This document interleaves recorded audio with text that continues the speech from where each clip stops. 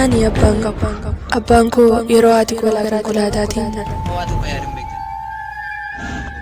Harme maaliif hin agartu? Ayyaana akkamitti akka dabarsinu isaan beeku.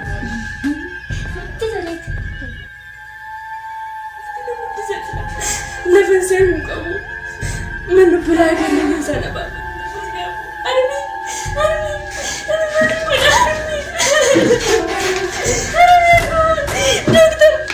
Rabbi. Ya jai Rabbi.